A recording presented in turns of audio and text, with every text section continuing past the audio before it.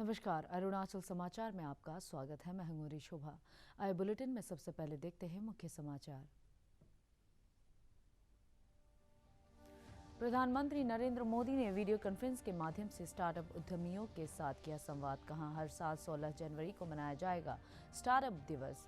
सरकार देश भर में नवाचार, उद्यमिता और स्टार्टअप इकोसिस्टम को सशक्त बनाने के लिए उठा रही है प्रभावी कदम। अरुणाचल प्रदेश पुलिस का दावा, ऑल निशी यूथ एसोसिएशन द्वारा बुलाए गए 36 घंटे के राजधानी बंद के दौरान कानून एवं व्यवस्था की समस्या पैदा करने के मकसद से राज्य के बाहर से बुलाए गए थे अराजक तत्व। बाहर से आए करीब 13 लोगों को किया गया गिरफ्तार।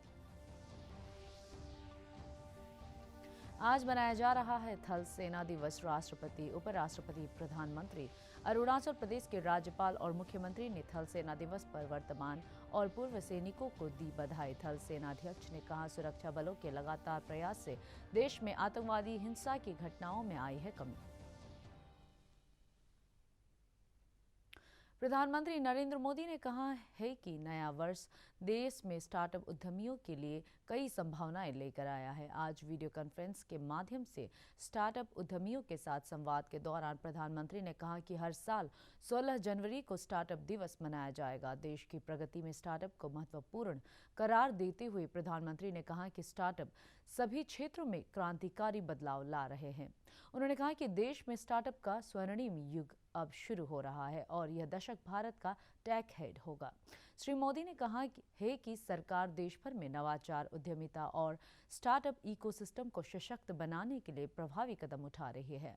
प्रधानमंत्री ने कहा कि ड्रोन से जुड़ी नियम हो या अंतरिक्ष से संबंधित नीति, नवाचार के लिए युवाओं को हर संभव अवसर देना सरकार की प्राथमिकता होगी। प्रधानमंत्री ने कहा कि भविष्य की प्रौद्योगिकी के विकास और अनुसंधान पर निवेश करना सरकार की प्राथमिकता है। उन्होंने कहा कि नवाचार को बढ़ावा देने के लिए देश भर में 9000 से ज्यादा अटल टिंकरिंग प्रयोगशालाएं बनाई गई है।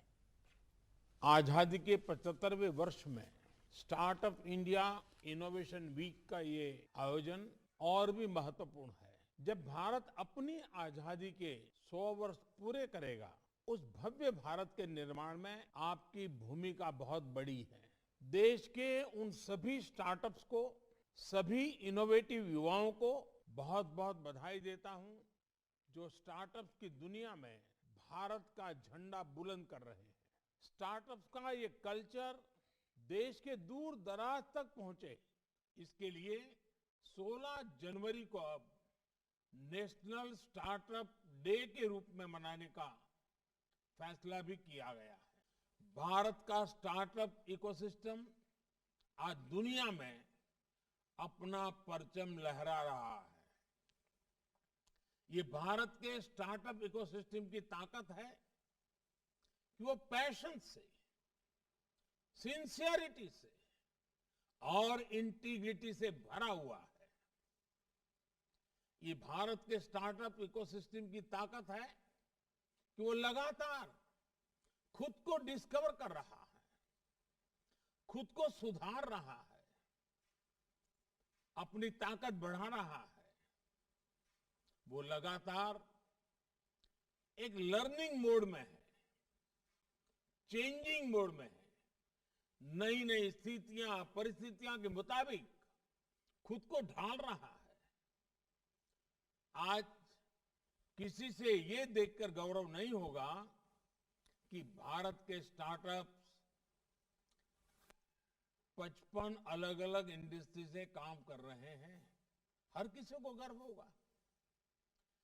5 साल पहले देश में जहां 500 स्टार्टअप्स भी नहीं थे, आज उनकी संख्या बढ़कर 60,000 60,000 तक पहुंच चुकी है। आपके पास इनोवेशन की शक्ति है,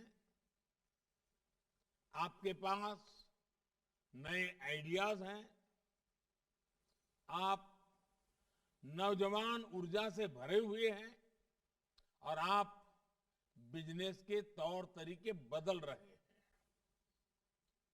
Our startups are changing the rules of the game इसलिए मैं मानता हूं startups are going to be the backbone of new India.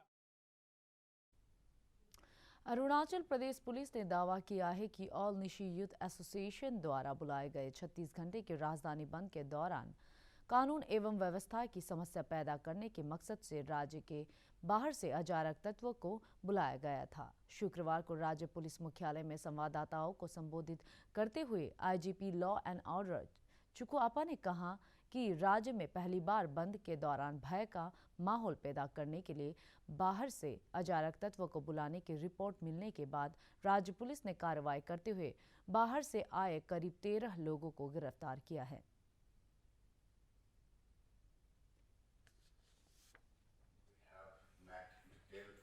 Arrangements with adequate police personnel for law and order duties.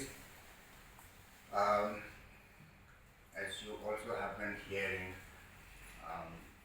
these bundlers very often keep on intimidating us that they are going to repeat 2019 PRC agitation. So we didn't want to take chance, so adequate arrangements were made. And this arrangement was necessary to prevent any untoward incident or to prevent the agitators, the participants in the agitation, to get law into their own hands. बाहर से higher करके on payment पैसा देकर और तरीके का लालच दे करके इनको बुलाया गया। और पहले से हमारे पास ये भी इंtel थी कि ये गुंडे लाएंगे, बदमाश लाएंगे, ये बंद कॉलर्स एंड बंद हैंडलर्स बदमाश लाएंगे। तो हमारे पास ये एडवांस इंtel थी और इसी इंtel को हम डेवलप करते हुए ड्यूरिंग द बंद कॉल ये कुछ करने से पहले हमने इंटरडिक्ट किया और चलते हम बाहर के लोग 12-14 तो लोग को पकड़ा और ये इनसे हम बातचीत किया एंड इनको ये टास्किंग किया गया था कि ऐसे बवाल मचाए, ऐसे लूटपाट करे, ऐसी घटना को अंजाम कर दे और वो सरकार को डिस्टेबलाइज करने का। आज थल सेना दिवस है। यह दिन फील्ड मार्शल के.एम. करियप्पा के भारतीय थल सेना के पहले कमांडर इन चीफ का पदभार ग्रहण करने की याद में मनाया जाता है। उन्हें भारत के अंतिम British commander in chief general Francis butcher के स्थान पर 15 जनवरी 1949 को कमांडर इन चीफ बनाया गया था। राष्ट्रपति रामनाथ कोविंद, उपराष्ट्रपति एम वेंकैया नायडू, प्रधानमंत्री नरेंद्र मोदी, अरुणाचल प्रदेश के राज्यपाल डॉक्टर बी.डी. मिश्रा और मुख्यमंत्री पेमा खांडू ने थल सेना दिवस पर वर्तमान और पूर्व सैनिकों को बधाई दी है। प्रधानमंत्री ने अपने संदेश में कहा कि राष्ट्र की सुरक्षा के लिए भारतीय सेना के अमूल्य योगदान को शब्दों में अभिव्यक्त नहीं किया जा सकता। देश को इन पर गर्व है। नई दिल्ली में थल सेना दिवस समारोह को संबोधित करते हुए थल सेना अध्यक्ष जनरल मनोज मुकुंद नरवणे ने कहा कि सुरक्षा बलों के लगातार प्रयासों से देश में आतंकवादी हिंसा की घटनाओं में काफी कमी आई है। नियंत्रण रेखा पर हमारे सक्रिय ऑपरेशंस और मजबूत काउंटर इन्फिल्ट्रेशन ग्रिड से घुसपैठ की अनेक कोशिशों को नाकाम किया है। जम्मू और कश्मीर के आंतरिक इलाकों में पिछले 2 सालों से प्रगतिशील सुधार हुआ है। इसके चलते सरहद पार से समर्थित आतंकवादी तंजीमों की कोशिश रही है कि विकास की गति पर रोक डालना, और ये साजिश तेज कर दी गई है। गैर स्थानीय लोगों और गरीब मजदूरों को निशाना बनाना इसी साजिश का हिस्सा है। केंद्रीय कानून मंत्री और स्थानीय सांसद किरेन रिजिजू ने शुक्रवार को ईस्ट कामेंग जिले के बाना में अका जनजाति के त्योहार समारोह में हिस्सा लिया। इस अवसर पर राज्य के खेल मंत्री मामा नातुंग, विधायक कुमसी सिडिसो सहित कई गणमान्य व्यक्ति मौजूद थे। अपने एक ट्वीट में श्री रिजिजू ने कहा है कि प्रदेश की जनजातियों द्वारा त्योहारों के माध्यम से पारंपरिक रीति रिवाजों और लोक नृत्य के संरक्षण का प्रयास सराहनीय है।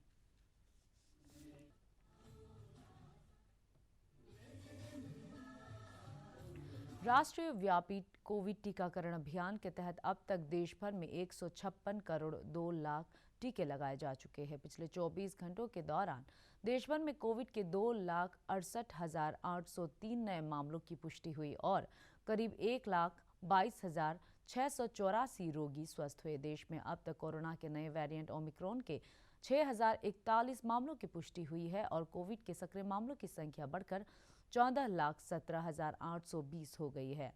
इधर अरुणाचल प्रदेश में पिछले 24 घंटे में कोविड संक्रमण के 89 नए मामले सामने आए और 28 रोगी स्वस्थ हुए। प्रदेश में कोविड महामारी के सक्रिय मामलों की संख्या बढ़कर 837 हो गई है और शुक्रवार को जांच के लिए 706 सैंपल एकत्र किए गए। राज्य भर में फ्रंटलाइन वर्कर्स, 60 वर्ष से अधिक उम्र के गंभीर बीमारियों से पीड़ित नागरिकों, 15 से 18 आयु वर्ग के युवाओं को कोविड का टीका लगाने का कार्य जारी है। ईटाफोर्ड अर्बन हेल्थ सेंटर में आज कोविड टीका लगाने के लिए केंद्रीय अर्धसैनिक बलों के जवानों के साथ ही अन्य लाभार्थियों की कतारें देखी गई। पर्यटन को बढ़ावा देने के लिए केंद्र सरकार देखो अपना देश और अरुणाचल प्रदेश सरकार देखो अपना प्रदेश अभियान चला रही है। मुख्यमंत्री पेमा खांडू ने तवांग जिले के तवांग से बुमला पास के बीच बर्फबारी का वीडियो शेयर करते हुए देश विदेश के पर्यटकों को अरुणाचल प्रदेश के मनोरम पर्यटन स्थलों का भ्रमण करने के लिए आमंत्रित किया है।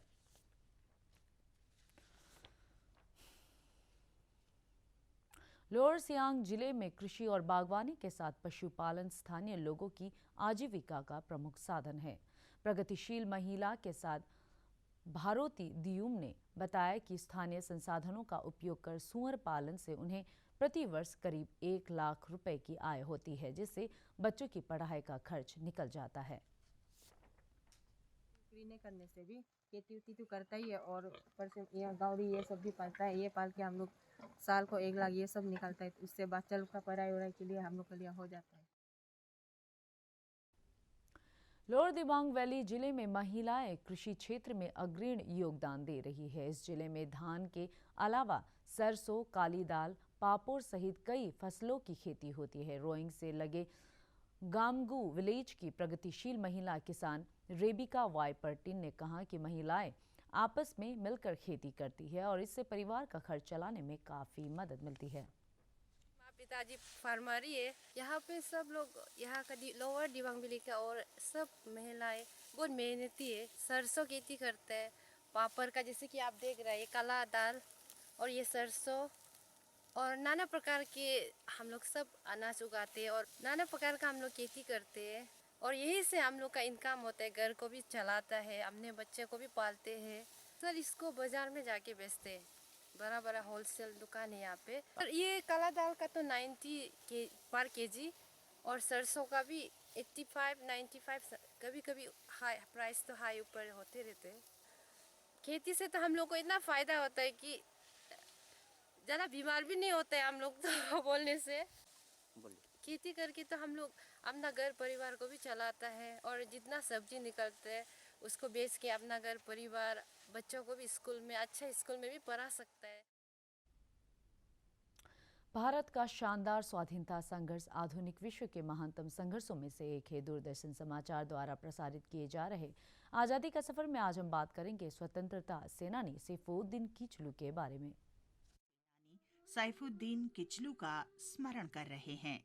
सैफुद्दीन किचलू का जन्म 1888 में 15 जनवरी को अमृतसर, पंजाब में हुआ था। उन्होंने अपना संपूर्ण जीवन भारत में सांप्रदायिक सद्भाव बनाए रखने में समर्पित कर दिया। अमृतसर में रॉलेट एक्ट के खिलाफ हुए प्रदर्शनों में वे अग्रिम पंक्ति में रहे। पेशे से वकील किचलू ने अपने साथी स्वतंत्रता सेनानी सत्यपाल के साथ अंग्रेजों के शोषण और दमन के खिलाफ आंदोलन का नेतृत्व किया। 30 मार्च 1919 को अमृतसर में एक जनसभा में 30,000 लोगों को संबोधित करते हुए उन्होंने कहा था, महात्मा गांधी का संदेश आपको पढ़कर सुनाया गया है। सभी नागरिकों को प्रतिरोध के लिए तैयार रहना होगा। इसका मतलब ये नहीं कि ये पावन नगरी या देश रक्त रंजित हो जाए। ये प्रतिरोध धैर्यपूर्ण होना चाहिए। किसी भी पुलिसकर्मी या देशद्रोही के लिए कठोर शब्दों का प्रयोग न करें जिससे उसे कष्ट हो या शांति भंग होने की आशंका बने। रॉलेट एक्ट को लेकर बढ़ते प्रतिरोध से अंग्रेज सतर्क। अरुणाचल समाचार के आज के अंक में इतना ही। जाने से पहले आप सभी से अनुरोध है कि कोविड-19 के दिशा निर्देशों का पालन करें। हमेशा मास्क लगाए, बार बार हाथ धोए और सोशल डिस्टेंसिंग के नियमों को मानें। कोरोना महामारी से बचाव के लिए आपका वैक्सीन लगवाना भी जरूरी है। अगर आप वैक्सीन लगवाने के पात्र हैं तो जरूर लगवाएं। हम कल फिर हाजिर होंगे अरुणाचल और देश दुनिया की खबरों के साथ। चलते चलते आपको बता दें कि आप अरुणाचल समाचार हमारे YouTube channel DD news Arunachal पर भी देख सकते हैं। देखते रहिए अरुण प्रभा। नमस्कार।